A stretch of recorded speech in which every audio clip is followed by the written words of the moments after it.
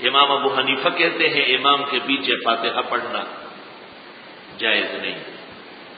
امام شافعی کہتے ہیں پڑھنا ضروری ہے. بقیہ دو ائمہ بھی وہی کہتے ہیں جو امام ابو حنیفہ کہتے ہیں. الگ تاکید تفرد بہ الشافعی فی الجاریہ. یہ اختلاف بظاہر اجداد کا ہے، منافات کا اختلاف ہے، ہو سکتا ہے اور نہیں ہو سکتا ہے. لوگ سمجھتے ہیں کہ اختلاف اولا اور جائز کو کہتے ہیں، یہ غلط کہتے ہیں. قرآن شریف میں ہے ما قطعتم من لین او ترکتموها قائمة علی اصولها فبإذن اللہ.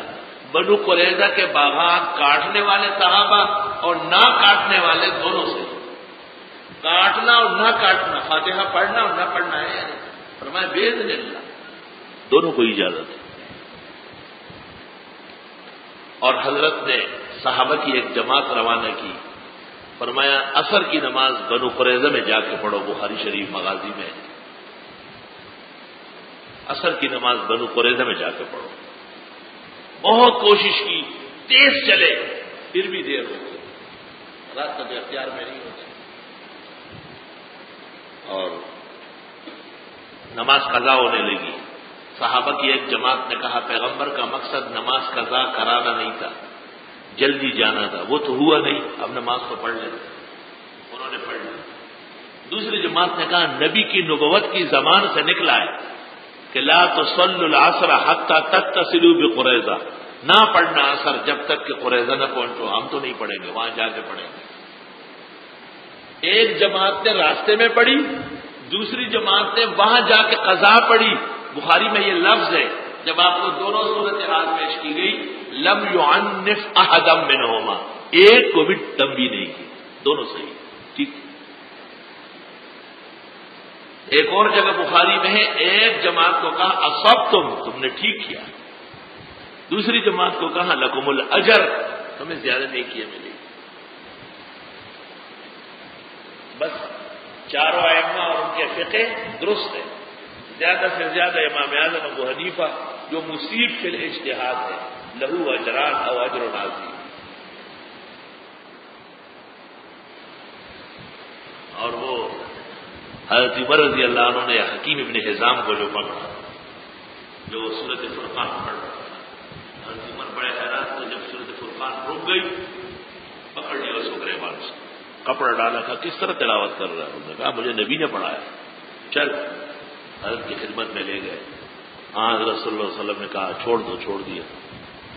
حضرت عمر سے کہا پڑھو. انہوں نے سورۃ فرقان پڑھی، مکمل ہو گئی. فرمایا آقا زادہ کرتا اس طرح نہ کرتا.